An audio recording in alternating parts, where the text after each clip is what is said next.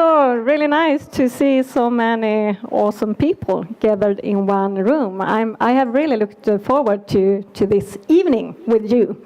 My name is Jessica Stark. I'm the CEO and co-founder of SUP46. And SUP46 is a startup hub, and we are focusing on doing two things. We have created a member-based community for Sweden's next startup stars, but also we are an open meeting place for the whole startup scene. So we try our best to really build a great ecosystem for startups.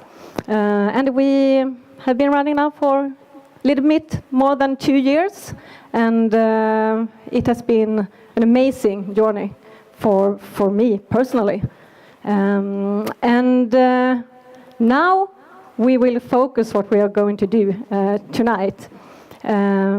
We say it's a SUP46 FemTech event, so it's only for girls. And one man. Okay, okay. So you have to introduce yourself.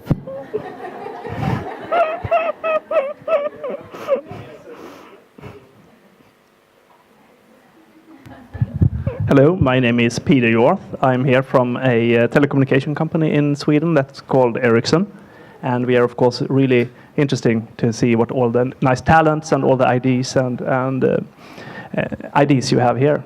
Yeah, warm welcome to you also. Thank you.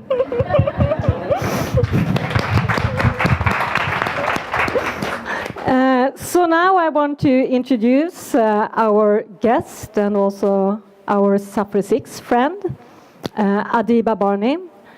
For nearly 2 decades, Adiba has worked within startup and innovation ecosystems, both in Europe and in the US. Now she's the CEO and president of SV Forum in Silicon Valley. Also really important to mention, Adiba is one of SUP46's awesome senior advisors. And we are so excited to have you here today. So please give Adiba a warm hand. This superwoman! So, please take your seat.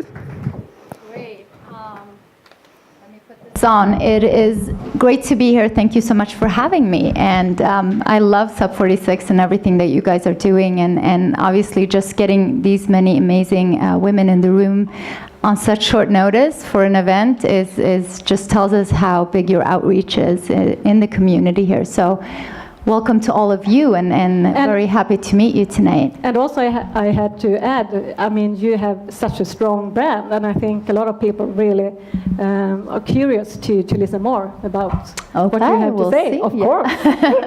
So, I mean, please start to tell us a little bit more about SV Forum.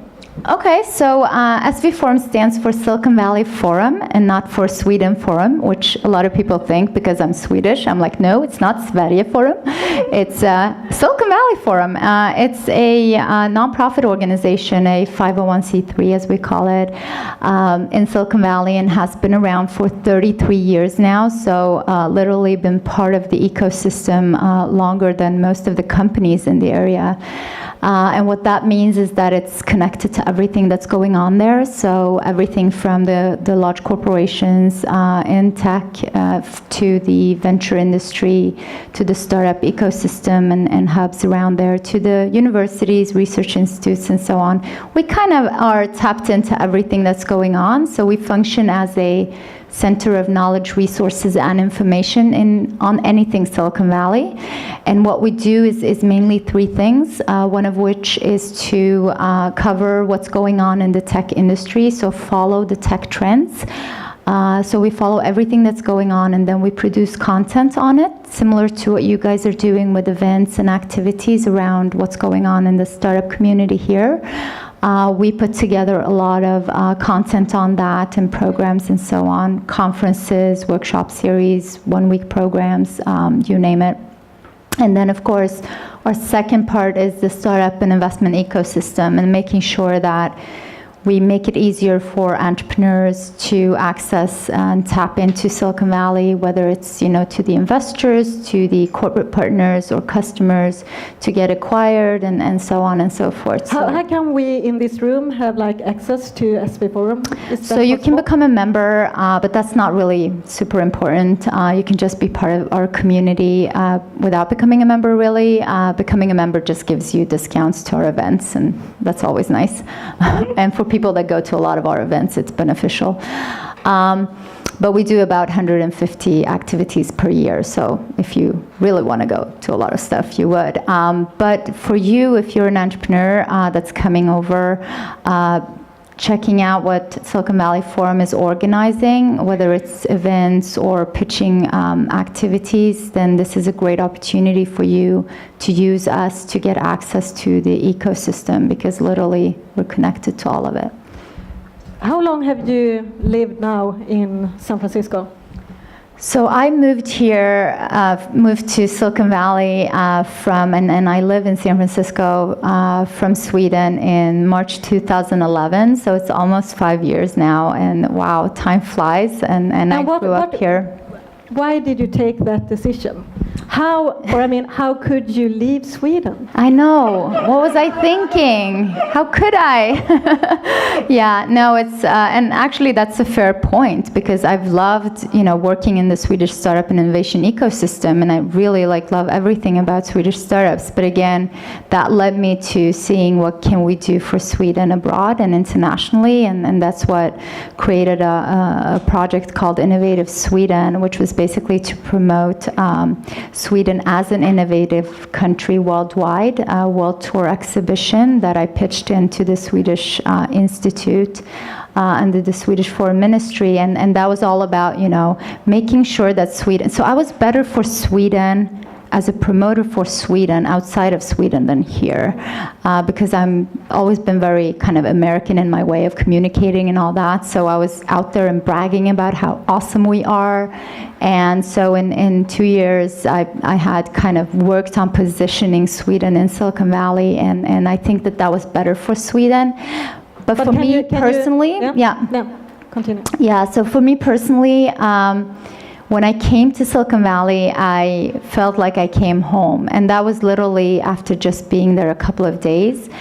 And why it was like that is because I've always been too much, for very... Describe that. What do you mean too much? Right, yeah. So, I've always wanted to, challenge the system. I've always wanted to do more. And I wanted to, kind of jump higher and take risks and do things like that. And I felt like when I came to Silicon Valley, almost everyone was like that. I mean, everyone is kind of insane there. And it's, it's like a very crazy culture like that. And I fit right in. And I just felt... I've come home. Can you remember that day when you took this decision? Yeah, actually, it's really funny because I was actually there on a study tour, a 1 week study tour with one of my clients that you've also worked with, the Stockholm University Innovation Incubator, and so they invited me to join on the study tour with Silicon Valley. And although I've never, I've always worked in the Swedish startup ecosystem, I've never actually been to Silicon Valley. So in May 2010, when they asked me, I'm like, yes, I'm coming, finally. I get to go there. And literally, the first day I came and I stood there in San Francisco, I was standing and just looking out, and I just felt wow, okay, this is great. And then during the week, when we met all these people, I'm like, wow, yes, this is where so I told everyone in the group, I'm like, within a year, I'll be moving here. And they're like, yeah. I'm like, okay. 8 months later, I had moved there. So that's, I kind of was very determined that was what I was going to do. Yeah. So, when we're sitting here now, and you have a lot of great experience. So, let's start with when you have a business idea, or maybe you want to start a company, but you haven't done it yet. What's your 3 best tips? Mm-hmm. What do you have to think of before you start your company? That's a great question, because I think there's the traditional thing, think about your business plan, the market and all these things. But I think before you even get to that, there are some certain things that are important, and especially if you want to build a tech company or if you want to build a growth company, you need to ask yourself why you're doing that. So why do you want to start a company? What is the reason and what is motivating you to start a company? Because when you do start a company and you want to, grow this company, you want this to become something, you will need a lot of, patience. You need to work really, really hard. You have to have a lot of passion for what you do and all these things. So when you know from the start why you're doing this and what is it that's leading to this decision, then that will help you throughout the way. So if you're motivated by doing a change in the world with your product, or having a lot of people get, benefit from it, or things like that, is much easier to keep that going than if the only motivation, for instance, is money. I want to cash out, or I want to do an exit, and so usually when that's your motivation, that you're doing it for the money, that's usually not a company that will really be easy to really work that hard as you need to do to build it. So that's one thing. The second thing is understand what kind of company you want to build, meaning is it a lifestyle company?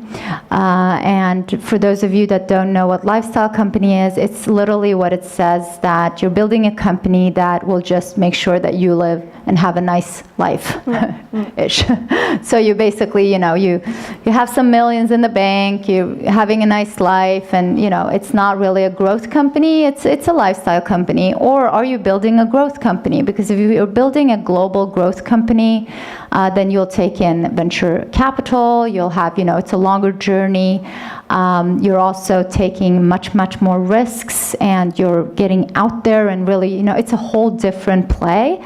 So it's completely fine to do a lifestyle company, but it's a different play. So if you're doing a growth company, you need to think about it in a different way. So that's a good thing to understand before you get started as well. What type of company? So now we have why and what type of company.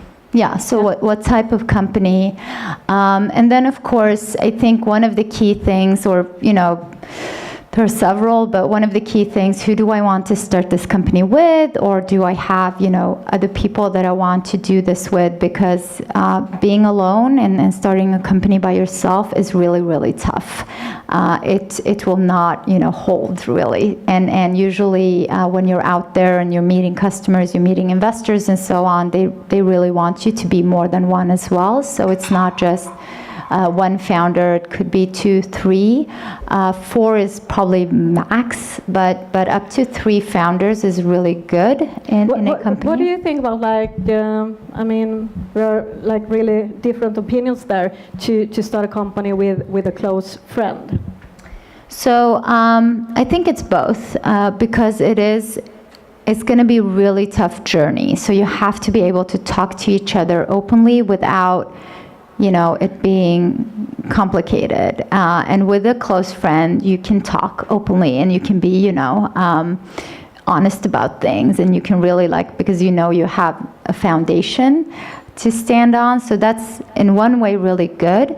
But it's also in one way really bad because that also means that when you're, setting contracts and other things, being friends, you might think that you don't have to do all these businessy things that are really important. You might be best friends now, but you might hate each other after a couple of years because you've been working crazy much together, and it's just became too intense, and stuff like that. If you would start a new company, how would you do it? When you select your team. Is that a trick question, Jessica, my best friend? I would start a company if it was with you, but no other friends. Just kidding. Applause, right? Yeah. Only with you, Jessica. No, but I mean, it's true. I mean it, and that's because it's really important because we're very like, I think we could work together well and kind of complement each other's talents and expertise and stuff like that. And I think that's a key thing. If you are going to do something with a friend, make sure that you're not exactly the same. Like, if you're exactly the same, and that goes for everything, really, diversity in a team is really important. And with diversity, we don't only mean, different people from different nationalities or female, male, and so on. We also mean diverse group especially on your team, and the first founding team members, that you're not all the same. And that's a problem when, it becomes a complication when everyone are, A types and everyone wants to run for the same things. Everyone wants to be the CEO. Not everyone is the CEO. Everyone wants to be the CTO or, so it's really difficult when you have two similar people on the team and it's not diverse enough. So I think that's one key thing when you're looking at what people to have on your team is try to get people that are completely different from you. So. Okay, great. So let's look at next step. What would you say are the key qualities that you think are really crucial to build a successful global company? Because you see so many. Yeah. Oh my goodness! I see successes, I see failures, and you can tell early. Is it possible to answer that question? That you can see the most crucial? Yeah, you can see that in a way. So there are certain things you can notice with companies that get started if they will be successful or not. You never really know, of course, but we look at different dynamics, again, in the team dynamics, but also the founders and how they act and how they react to certain things. So basically, if you're a founder that you don't really care about what anyone else is advising you on, and you don't care about what advisors are telling you, you don't want to listen to investors, everyone, you have your own thing, you're going to run with it, you don't really care, that's going to be a problem. That's going to be a huge problem because you're not in this alone. So you have to understand as a founder, and several founders, that you need so many people to succeed. And you have to also understand that if it is failing, you need to have people that can support you to get to the next level, kind of get it to a pivot or do something to get it to the next level. So personality of, and how you behave as an entrepreneur and how you behave as founders is literally something we can see early on. So it's important to be confident and really have passion and show confidence for what you do. But it's really horrible when someone is cocky and not humble enough to other people's advice and what's happening. So we're seeing that a lot, and especially with people that are not used to getting so much feedback and advice and getting very honest feedback and advice, and they start getting aggressive or defending themselves, and they lose a lot of credibility and trust. So that's one thing. The other thing is, again, what reason you're in it for. The third thing is how soon you go out to your market and start talking to customers and start working your product into the market. If you wait too long, you might build something that your market actually doesn't want, you realize. And then at that point, you have built something that costs you a lot of resources, time, investors' money, and you haven't even been out in the market and tested it yet. And that's really dangerous. So usually those that really succeed, we see that they go out really early to the market and they test their product. They get to know what the customer wants to buy this product. It's really important. And if a Swedish startup want to enter the US market, when do you think it's the right timing to do that? In the startup's life? Yeah. And what preparations need to be done? So I've been actually, when I actually just started going to Silicon Valley, and I wanted companies to come there before they even, like super, super early in their life. But I've actually changed my mind on that. Okay. And that has been, the reason for that is that it's really, really a tough and competitive market, so you have to have a bit more strength and muscles when you get there. And what I mean with muscles is not literal muscles, is actually, you have to have some seed funding or some kind of investment in the company. You have to have tested this product at least, with the close market, so you can kind of already taking care of some of the problems with the product before you get there. And you need to also understand the market you're going into and what it will take to get into it. And it can take a longer time than you think to get into the US market, and it will definitely take much longer time than you think to get an investment, because everyone thinks, I get off the plane and an investor will run to me and say, hey, can I give you money? It doesn't really work that way. And it's amazing how many think that it's that easy to get investments in Silicon Valley. And that's because, we have several $1 billion invested each quarter in startups in Silicon Valley. But it's only 1% of everyone that pitches that actually get money. So it's not that easy to get money, and especially not if you're just new. You have to be maybe 6-12 months until you actually can get an investment. However, that doesn't mean that you shouldn't come to Silicon Valley early. It's different to come and establish your business there, but you should come over several times and, get to know the culture, get to know the place, go to SV Forum events and activities, and, meet with people, pitch at different pitching activities that we do or others do. There's a lot of opportunities to learn how to do things until you're really ready, and you also need to start talking to customers, understanding the market there. So stuff like that before you move over a, management team or move over marketing and sales and so on. So what is like the magic sauce that make an entrepreneur successful in Silicon Valley?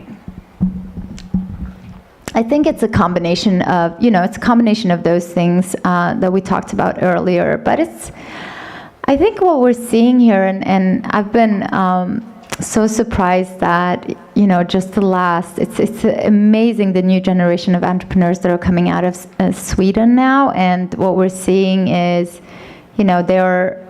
they don't really see any borders. It's, fearless attitude. So you see something has happened? Yes, absolutely. Yeah. And this is just, the last couple of years where the entrepreneurs have a complete different attitude and a complete different way of grasping what they want. So more confidence, more kind of, I can do this. If Spotify can do this, I can do that. That kind of behavior, and that does help when you're going to go to, America, which they're awesome at communicating and being very, in the forefront and really taking what they want. And so as a Swede, a shy Swede before, it was really hard. So now it's kind of easier when you see that. But fearlessness, taking risks and stuff like that is part of the culture there. But I think what we have as an advantage from Sweden is that we still have a very integrity when it comes to producing really good quality products and solutions. So with that, having the combination of confidence and, being able to go out and do sales, do marketing, understand how to communicate, and the combination with really good products, it's a really winning concept. So Swedish companies today have a whole different play field. And that's why, we're seeing a lot of success from that. And I'm so proud. I'm like, yeah, I'm Swedish. Yes, oh yeah. I had Anne Wimblad from Hammer Wimblad Venture Partners. She sent me a link of the article where Sweden was, and Stockholm was number 2 after Silicon Valley. I'm like, yeah, I know. That's how great we are. So, that's, yeah. And that's a lot, thanks to like SUP46 that have, kind of gathered the community and created that strength and, position within the ecosystem. And that has been so important for Sweden. We didn't have this before. So it is crucial to have these kind of environments and doing it in a way where, it's really high quality, so you're seeing results very fast, and that's really good. Can you tell us a little bit more about like the business culture, if you compare like the business culture in San Francisco, in Silicon Valley, and in Sweden? What do you have to think about? Yeah, so I think that everyone thinks probably that you can just go in and just, blah, blah, blah. Americans, they just talk and talk and talk, and it's maybe it's no substance there, or you kind of think that because that's what you see in movies and the culture, and, kind of think that that's the way it is. But it's amazing how prepared you have to be to go into business meetings and to be, presenting to partners and customers and pitching to investors. Preparation is key. If you're not prepared, if you don't understand your market, you understand the competitive landscape, if you don't understand, why are you sitting here with this customer, why are you gonna, sell this to them, and have really everything figured out. And when I'm saying everything, you have to know as much as you possibly can before you get into those situations. So that's one of the things that I think people might get shocked by, that you think is just winging because everyone is so positive and you're just, kind of, hey, but it's very professional, extremely, high level. Every meeting you basically you have to be prepared, because people are very, nice to you and friendly, and they open the doors and they share and they're open and la la la. But if they notice that you don't know what you're talking about, or you're not prepared enough, or you don't, you haven't taken the time and effort to actually understand why you're there, why you're talking to them, and so on, then you will lose that trust. How do you get that first meeting? So you need to do a lot of, so it's not, cold calling. I don't really believe in cold calling as much, especially not in the Silicon Valley culture. Silicon Valley culture is all about connecting the dots between people and how people meet and things like that. And networking is a key thing there. You go to a lot of events, but you have to make sure that you're not just going to events just to go to events. You're actually planning what type of events that you will attend, or what type of functions, programs, conferences, summits, challenges, competitions, because you know that you will find your customers there, you will find your partners there.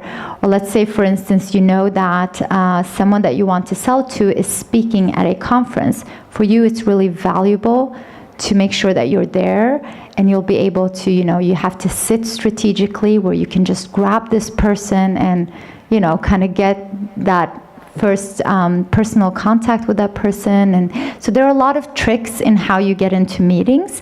That's one way of, making sure you're out where you need to be to meet your market, and to meet your customers and partners, investors that you need to pitch to, and so on. The other part is to yourself show that you're an expert in your field, because your customers will be there to listen in conferences where, it is their interest, right? So if you are really good at something, get in there as a speaker or a panelist or whatever.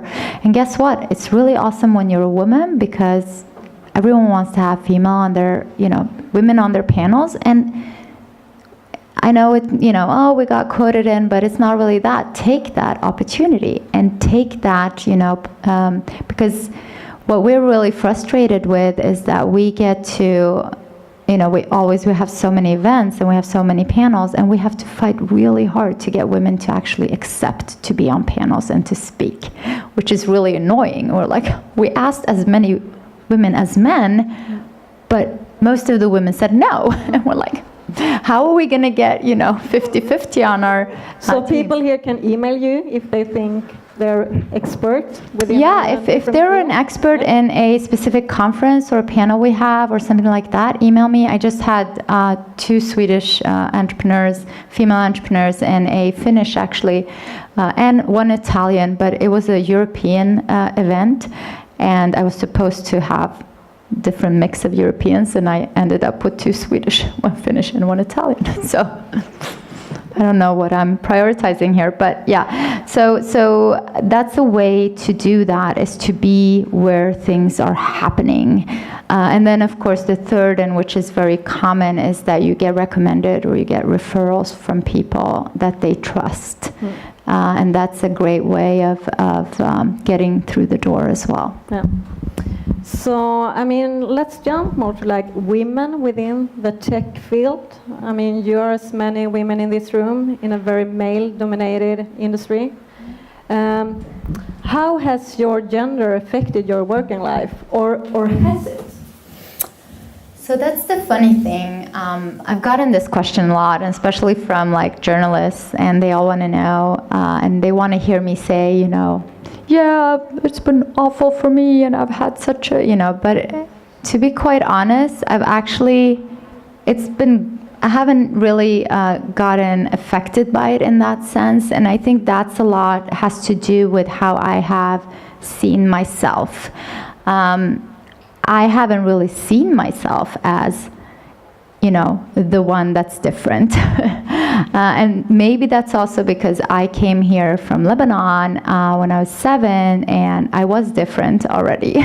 And I was already, a minority. And my mom is, by the way, here, and my sister from Lebanon. So, well, they live in Sweden, obviously, but yeah, but they're Lebanese. So, and so I think that was probably something that made it easier for me, in the sense that, I mean, I was already, the odd one out, so I could, kind of, check that off the list, and I didn't really feel different in a male-dominated world. However, it's also a lot to do with, your own kind of, that you have confidence, that you don't, say sorry for your existence. And I see this not here in Sweden, as much at all, compared to the US where I work now. I mean, I have mostly females on my team, and every time I hear someone say sorry for something that's you don't have to say sorry for, it's like, don't say sorry.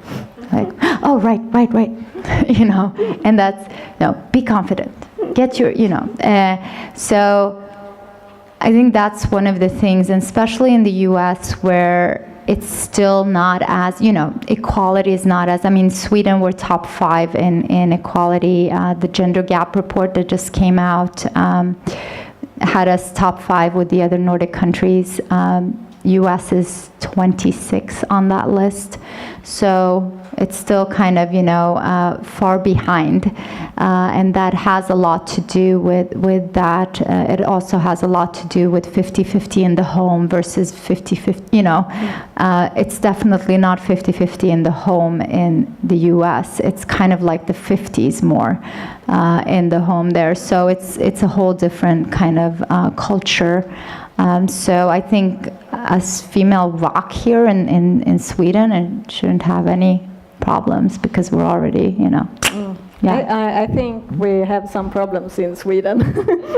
Too, yeah. Yeah. But I mean, of course, we need more women within the tech field. Yeah, no, absolutely. Definitely. That's a given. That's a given, absolutely. I think, however, it's not just in the tech field. It needs to be part of the whole ecosystem. Yeah. So I think the tech field, you go back to like universities, the education, kind of where does it start, and where do you encourage young girls to start, getting interest in to tech, right? the STEM education, and then you go to universities, and then you see that actually it's really funny in the US as well. You see as many women as men that study technology, that have degrees, even more female in certain tech degrees, and in the end, they don't really start as many companies, or they don't, so there's something that's not really working. And why do you think it's like that? So I've heard some theories, since I haven't been in the US university system myself, I don't really know which one it is, but if it's, if it's true or not, but in the US, it's a lot about, if you're going to Harvard or, whatever, Stanford or any of the top tier universities, you're competing for everything. And having a very competitive way of being is not very female, usually. So you have more men competing, and the women might just give up, and not compete. And it is a very competitive market there, where if you really want top jobs after you graduate, or if you want to get into, get some founders together and start a company and all that, you're competing with other people that are also really, brilliant minds. So that's one theory that we're seeing, that, they're not really taking advantage of the position you have in being a graduate from one of these schools. Yeah. So I read that only 7% of female founders attract venture capital in the US. And I mean, it's also like really depressing statistics in Sweden. Why do you think it still looks like that? Is it like not enough good quality, or is it like more a problem how the investors like work and what do you think? So definitely not the quality, because I don't know if you guys know this, but there's been a lot of studies and especially research reports that were in Forbes recently that stated that out of the venture-backed companies where you have women founders, the women founder companies are returning 35% more on investment to the venture firms. Yeah. So way better returns than male-led companies. Isn't that crazy? It's crazy. It's insane. Yeah. Why is it still like that? And another statistic, which is also, a great return, but generate 12% more revenue than male-led companies, and spend a third less money. So lower costs, better returns, better revenues. That's a winning concept. It's like a wet dream for investors. Yeah, right, exactly. That's like the best combination. And I think it's just, it's probably, we don't see a lot of women in the venture world, unfortunately, and that's why I said the whole ecosystem has to be, where we see women be part of the whole ecosystem. It's still very few women that are venture capitalists. There are way more female that are angels. So angel investors is actually more common for women than venture firms. So more female investors. More females in venture firms are needed, because what happens in any culture where it's only guys and the guys get to, it becomes very guyish. It becomes very like buddy guy thing, and you might not have the same outlook on things as if you have a mixed and diverse team where you're seeing all aspects of something, right? And that goes for everything in life, really, and goes for the same thing in your work environment. If it's only guys and they're all like, hanging out all the time, it's going to be a very boyish culture. If you have a school with only girls, you have a school with only boys, it's going to be two different, or if you mix it up, it's a different kind of way of being. So I think that's a problem in the venture community, is that you have too few female in the venture firms today. They're getting more and more, but again, we have to encourage more women to go in there and do it. How can we do that? And it's really hard when I'm not an investor myself to kind of say if it's tough or not, because it is probably tough to go in, since you are the odd one out. Again, you're a minority. There are very few. You might be the only female investor in the firm, and you might have to fight to get more female investors in. And unfortunately, I know female investors that they just didn't want to do it anymore.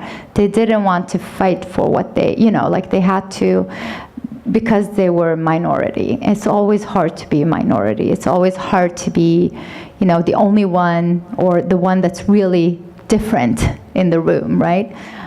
So I think we need to encourage more women to, get in there, do it, have more confidence in being there. And yes, you shouldn't have to be, have to fight, but that's reality. And, whatever we need to do to get there, we need to do it, because it's going to help generations forward.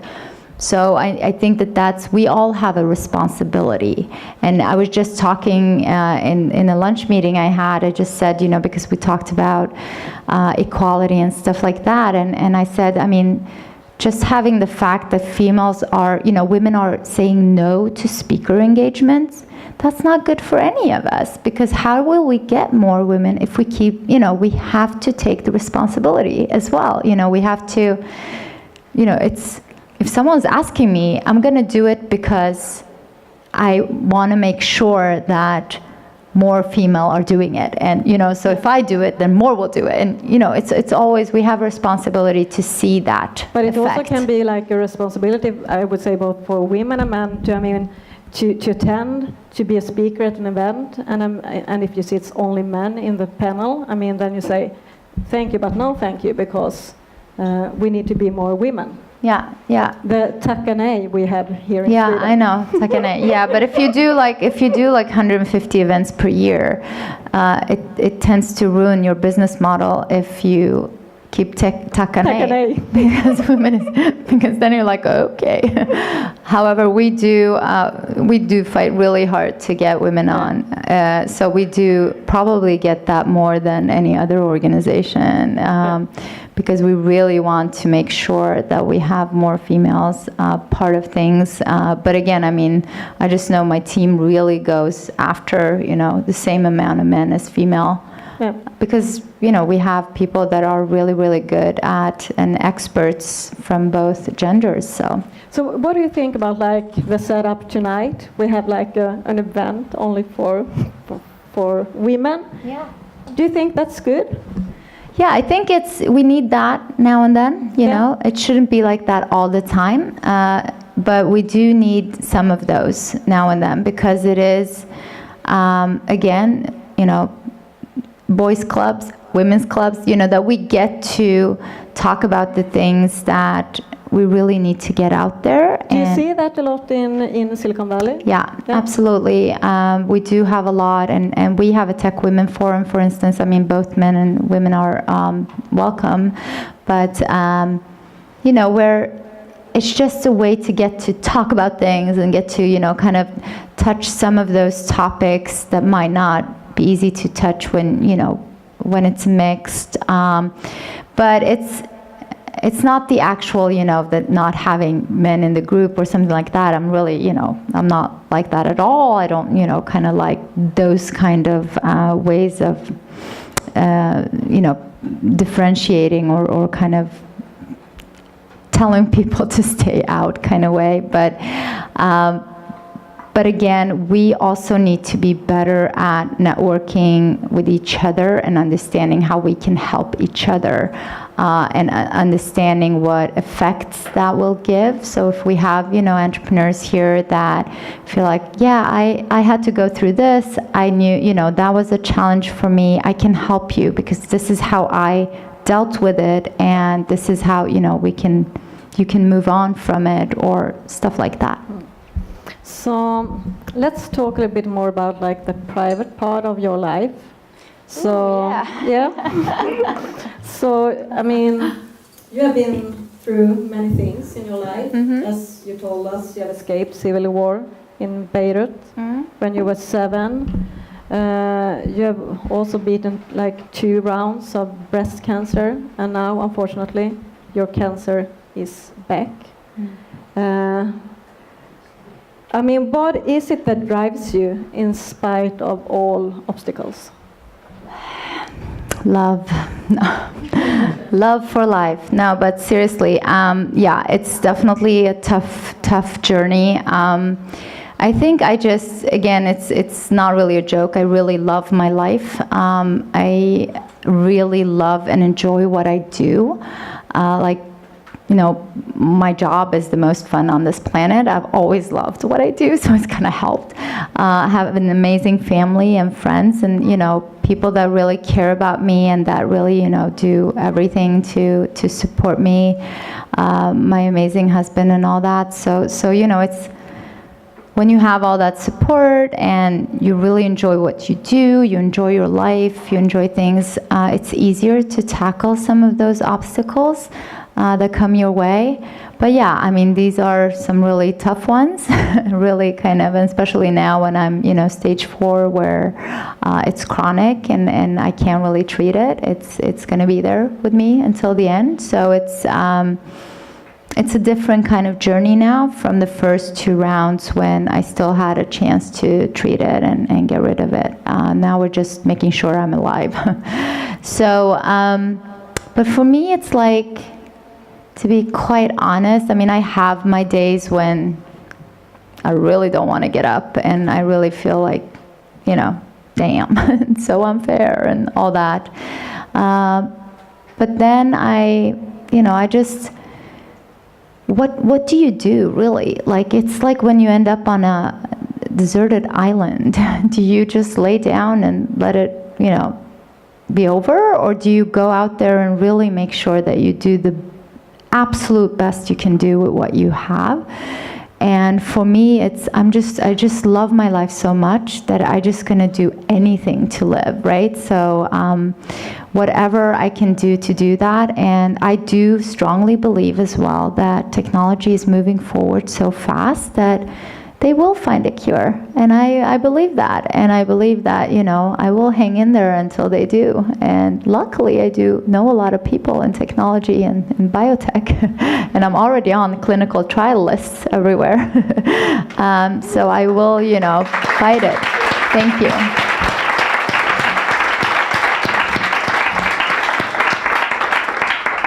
I mean, you're definitely one of my heroes, and I think you have reached so far in your life. I mean, both professional and as a person. And I mean, what's your best advice to really reach your stars, the stars where you want to be?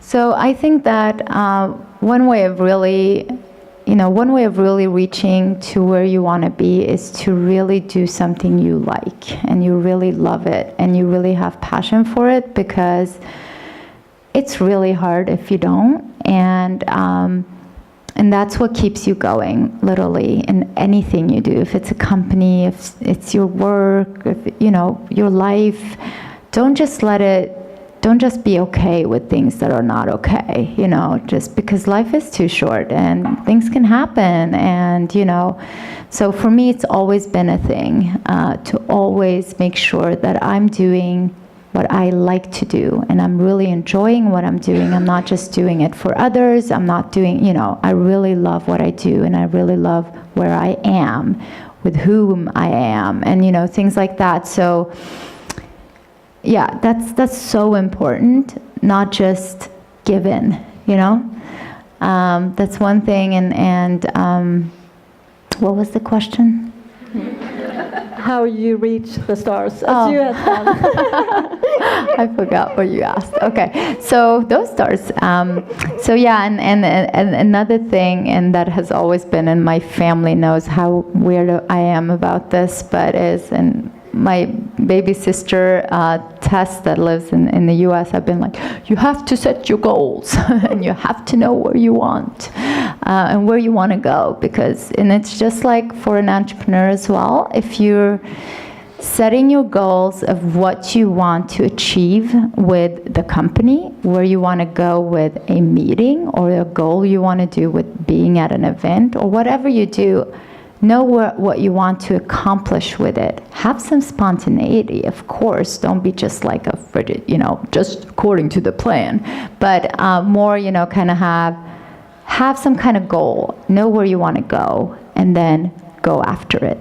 Because when you do set that, it's so much easier to go after it, because it's going to help you, and you're going to know how to reach those and what milestones. And I think that's also something that we might not do as much as women, as, when male do it in the workplace, where, I'm going to be the CEO, and I'm going to get there. So if I decide that I'm going to be there, this is where I want to go. If I want to, of course, then I will get there, and I will, make sure that that's what happens.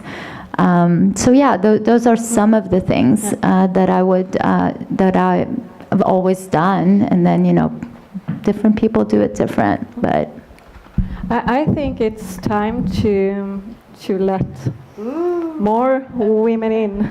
Oh, great! So I mean, we have 2 microphones. And I got one. Yeah. Thank you, Jessica, for organizing. Thank you, Adiba, for sharing your story. Close to the other microphone. So basically my question was, I came from the Valley yesterday, and I was there for TechCrunch Disrupt and did the Sand Hill Road tour. And it was fascinating to see the VC landscape and the tonality that's there. Mm-hmm. My question to you was, what do you see is the main difference of the VC landscape here, I don't mean Sweden, I mean Europe, versus the US, and why, in terms of a growth business, do you have to go to the Silicon Valley? Yeah, so one of the key differences is that we think much bigger in Silicon Valley, because we have to. The funds are much, much bigger. The returns have to be much, much bigger. So everything is much bigger. And that means that literally when you are going to an investor in Silicon Valley, you need to know, where are you going with this company? Like, where are you going? And the valuations are much higher. When you're asking for money, usually from Europe, you ask for less than you should, because you think it's a lot. But then you go to Silicon Valley and you realize that if you ask for too little, they're not going to take you seriously, because they're going to think that you don't understand what it takes to actually grow a global company, because it costs so much more than you think. So it's like, so those are things that are very typical for European entrepreneurs that go after European VCs versus Silicon Valley VCs. European VCs are getting more and more accustomed to and understand better how it works in Silicon Valley. And so they have started to adjust their models as well accordingly. And they also have, like Creandum, have people in Silicon Valley to make sure that they're following the trends and everything. So that's, a couple of those differences that we see a lot. And unfortunately, a lot of European entrepreneurs are being so extremely diluted before they're even arriving to Silicon Valley, meaning that the entrepreneur doesn't really own much of their company anymore. And that gets tough when you're going in for the big money and you're not going to own anything almost, right? Because you've already diluted yourself so bad. So that's another thing, is that we're seeing, especially with angel investors that come in early in a company. So if you're going out for angel money and you want to, get angel money into your company, make sure to talk to someone that have done this before and know what kind of valuation you should have, and how much you give away of your company for very little money, because these are such tiny numbers. You can't give away too much, because then you have nothing to play with when you get to the bigger. And that's a big here, I find, and I work in the Middle East mainly, and here is way mature. The conversation isn't being had in that way, which means that people aren't doing that play. They're not thinking about next round. They're so consumed with this round, so you don't think about how's it going to play out in. Yeah, exactly. Yeah, and that is it is so important. You have to, again, the goal. Where are you going with this? If you're raising funds, you're not raising funds now. You're raising funds that will follow on funds later. So you need to know who you're, getting into bed with. If it's an angel investor that doesn't have any contacts or any kind of, you have to do your due diligence on that person before you let them into your company, because they can literally ruin your chances of getting other funding if it's the wrong people, or they don't know enough, they're not, have enough knowledge. And as an entrepreneur, you don't know. You're just happy that someone said, yes, I will give you money, and you're like, yay, I got an investor. And then, oops, okay. So, because your journey is, you might get like 10 more rounds into your company before you're there. It's also the immaturity of the angel base. If you have a mature angel base, they will know that they're prepping up the business for A, B, and C, and therefore it's in their interest to not dilute the investors. But because it's still a nascent here, they're grabbing 20% of the business and misunderstanding that they're screwing themselves as well as the entrepreneur. So everyone needs to educate themselves. I mean, and that's where SUP46 has an important role. Yeah, no, absolutely. More questions? Come on.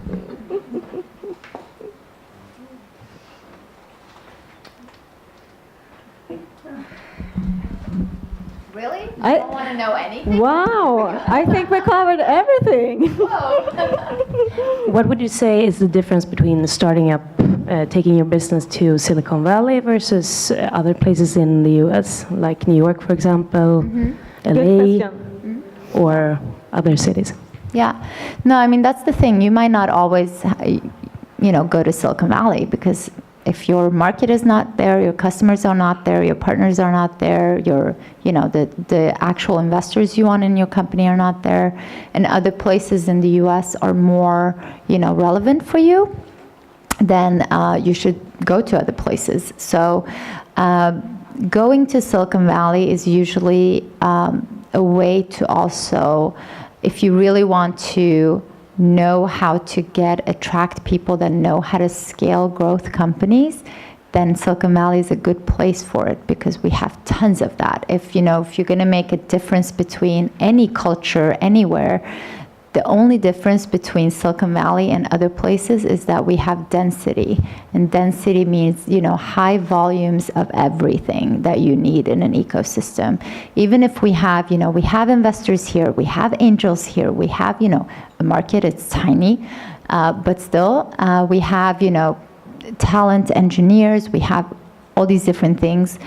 In Silicon Valley, we have investors, but it's 10,000 more than, other places, or it's 1,000 more of people that have been there, done that, built companies, know how to grow them on a global market. There's, everything times 1,000 is usually what we say is Silicon Valley, and that goes for other places in the US as well, because Silicon Valley it's like its own country. We don't really recognize ourselves as the US. It's more like its own nation.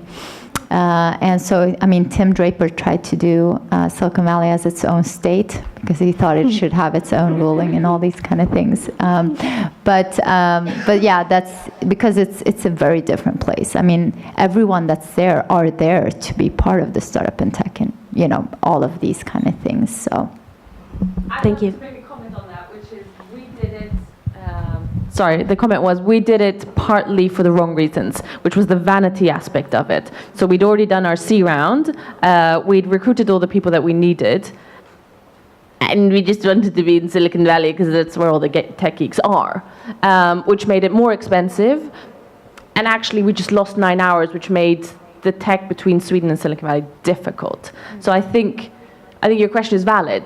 If you don't need it, it can also be the thing to do when you haven't thought through why you want to do it. Yeah, it is. It costs a lot to build a company in Silicon Valley, and not just, it's costs in a way that it's one of the most expensive places in the world to live right now. definitely. Like, it's really expensive to live and be there. So you have to, and that's why, again, you have to have some money with you when you come to Silicon Valley, because you can't just expect that you'll be able to survive there without. But it's also, again, it's a way, if it is a good market for you, because a lot of the big companies are there that you might want to sell your products to. This is a great way, because you will bump into them at events. You will have a great opportunity to meet with them out there. But it's also where most of the companies acquire companies. So if you want to be on the radar for, your future acquisition and the future exit, it's also a good place to be. It's a huge market for M&As in Silicon Valley. So that, it has its of course, fördelar, advantages, and disadvantages, of course, as well. But if it is your market, you should definitely get there. Oh, one more thing. It's because it's a very international place. Literally more than 60% of everyone that's there comes from somewhere else around the world. Everyone is connected to their home markets, so you will have an easier way to get to other markets when you're in Silicon Valley, which is very, very unique. You can literally sit and talk to your partner that will be, for the Brazilian market or for the Asian markets and so on. So you have a whole different, it's a global scene. It's not really, again, US. It's a global melting pot with people from all over the world. Okay, any more questions to Adiba? Yeah, no. Do we have a microphone? I saw so many hands up in the air now. Ooh. Close to the speaker. Maybe it's good you stand there. Hello. Oh, Hello. my name is Gisela. Thank you for this talk. I wanted to ask you, what do you think, if Stockholm wants to be more like Silicon Valley, what should Stockholm do? That's a great question. I have a thing. Did this turn off? No? No? Okay, there we go. I always have a thing that I say is that no one should ever want to be like Silicon Valley, because I don't think that anyone can really be like anyone else. We're all unique. We all have our own differentiation. So I think the thing that Stockholm is doing now is the absolute best you can do. We are getting out there with really high quality companies that are becoming, the unicorns of the world. And so we have a whole different play here. We're very, we want the work-life balance. We have a different kind of positioning and differentiation from Silicon Valley. And so if you want to come to Stockholm, it's not Silicon Valley, it's something else. It's its own kind of creature. And I think that's really important for any place in the world, is to not, we're going to try to be another Silicon Valley. And I usually say this, I really hate when people start calling themselves Silicon something or Valley something, because it's like, no. Get your own identity, because that's how you can really truly position yourself, is when you have your own unique identity, and find the core values and the core strengths that you have in that environment and make the best out of that and become the world's best within that, and not try to compete with, becoming a Silicon Valley. Any more questions? Okay, great. So do you have a question? Yeah. I just thought if you say, okay, if you want to go with a business to Silicon Valley, you want to do it like your way. Like first go on a study trip, connect with people, build up a network, and then maybe go into business to Silicon Valley. Yeah, I think that's one of the best ways to do it, is to really get to know the culture and the ecosystem and meet with a lot of people and, build your network and kind of build upon that. And then, that will lead you to places for sure. I didn't know anyone when I came to Silicon Valley. So it's a lot of fun to see how that has, kind of evolved. But it was also the first 5 connections I had in Silicon Valley that have, been very crucial for me to where I am today. So it's really important about also what you do with that. What do you do with the relations you create, with the connections you create, and how do you nurture that, and how do you actually, keep that going and keep that, because I didn't move there until March 2011. I met a lot of people when I came in 2010, and again, 5 of them were like my first connections there that were really good ones. And I kept those connections, until I got there. Then when I got there, I started doing things with that, and now I actually can give back to them. So they help me to meet with a lot of people and get to the next steps. And today I'm actually kind of giving back, and that's also something that's really important. Is the people are very kind to you and give you a lot in Silicon Valley, but you also have to understand that you can't just take. You actually, kind of pay it forward. It's our mentality there.